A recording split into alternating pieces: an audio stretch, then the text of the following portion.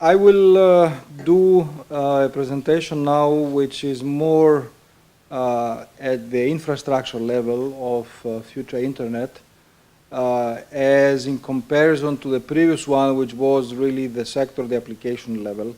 So this is somehow the vehicle where these other application areas, including the health that I discussed earlier, will potentially work on.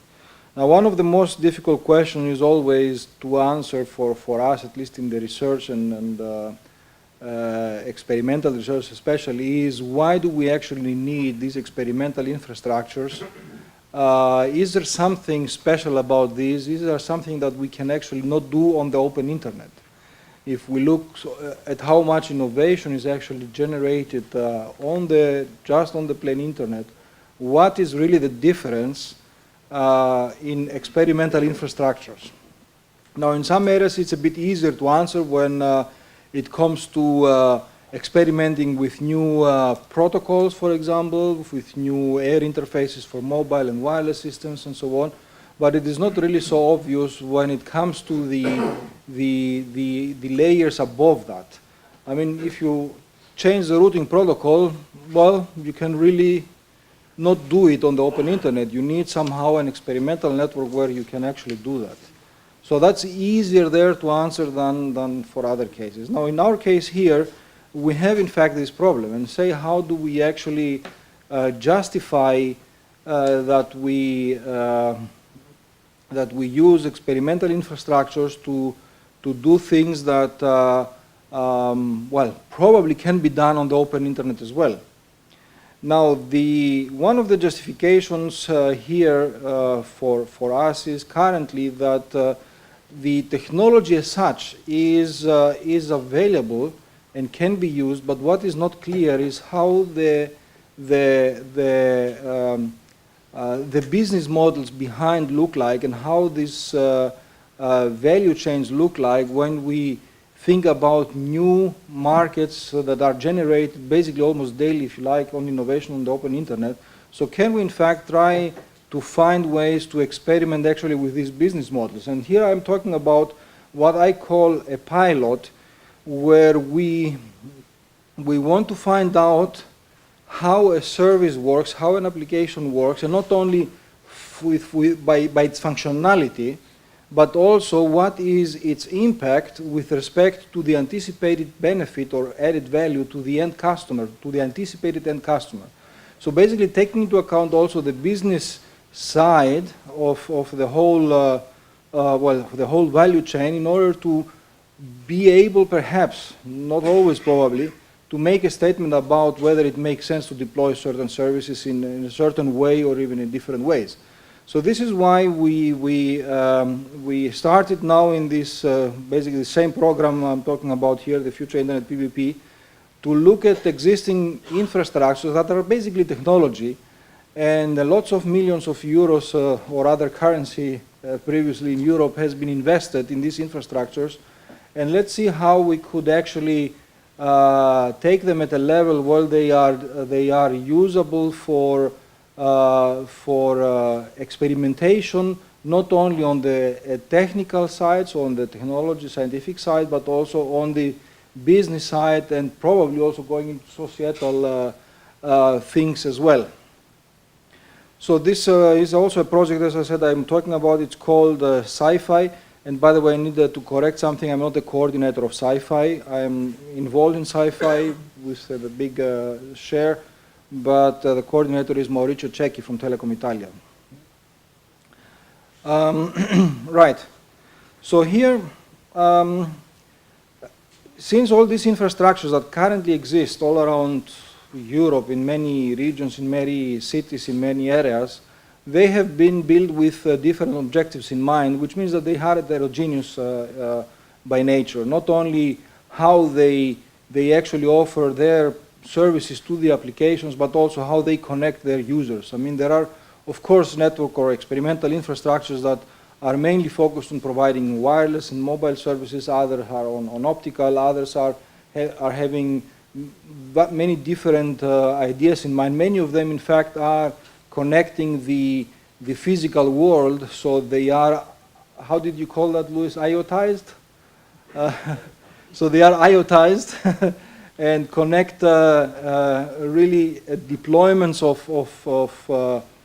sensors or other cyber-physical systems and make them available to the infrastructures.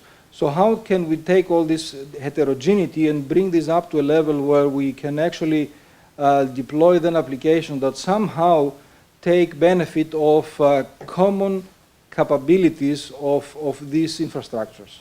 Now, again, one of these keywords that has been used also in the previous session about the generic enabler, which are basically functions that are in software, implemented in software and generic enough that can be used across several sectors. But how do we actually make sure that certain generic enablers are indeed usable across different sectors and connect with the same way to the physical infrastructure and the physical systems, I'm sorry, that are available, that are existing. Now, one of the concepts that we are here using for doing that is also the concept of federation, because we say, okay, every owner of an infrastructure knows best how to operate this infrastructure. And it doesn't make too much sense to actually intervene with the operations that the infrastructure operator has in place. And I will show you which infrastructures are currently used, at least in the first phase of this project, to do that.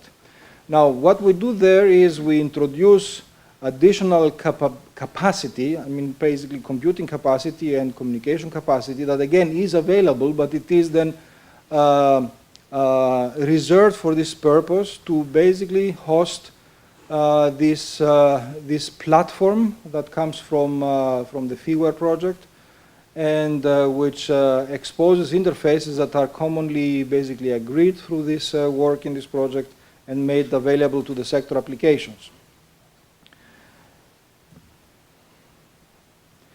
Okay, now if we look into the numbers about how big are these infrastructures in terms of users or of capacity in terms of CPUs or connectivity, we have a very high diversion as well. So we have some of them are very, very large, and they involve or they connect really millions of users in some regions, and others that basically, because they are more specialized, they offer only a couple of hundred users. But that doesn't matter. What is important here is that they all need to make a transition about a purely experimentation nature into a platform for innovation, so that the business models, the anticipated business models of the people that will put applications on top of this platform may have an answer to their primary question: can I make money out of this application, of this service? Is this useful for my customers? Is this useful at the end for the society? Yeah, I think I'll continue a little bit faster. Yes. Here is the initial notes, and this is basically half of the answer previously on the cities and regions. If you look at the map today, where these nodes currently, or these sites currently are located, you see some areas which are basically not the typical big city areas. Like, I mean, the Britannia is an area where you don't find really very big cities. It is a very large distributed area where one of the installations is covering with the lab called Imagine Lab. And the same goes effectively also in Italy. The Trentino network covers the Trento area there. Of course, Trento is a city there, but the whole Trentino area or county is covered by that. And so this is not a typical, let's say, city-only thing. Of course, I mean, Berlin may be here an exception, where the German node is located, but all the rest are somehow basically addressing rather the regions and not the cities.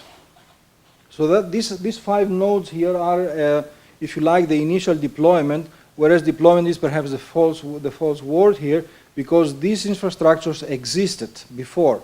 So we are now only bringing them together under the same if you like, hat and try to operate them under the same rules using federation. Federation, maybe some of you are familiar with this, this notion in networks. Here we have, of course, to find the right balance between what is administered centrally and what is administered locally, basically the right level of delegation of functionality.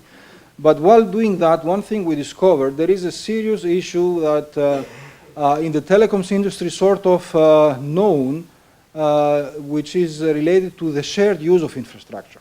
I mean, shared use is something that exists in the telecoms industry and is regulated, but it pertains mainly to the physical deployments of systems in the telecoms industry. When it comes to the higher layers of functionality like platforms or even services, the shared use of these services is not that clearly, if you like, defined or, well, let alone regulated. So there is a serious issue that we have to discuss there about what functions in a federation like that could in fact be shared and whether it makes sense or not, and how to regulate such a shared use of certain capabilities.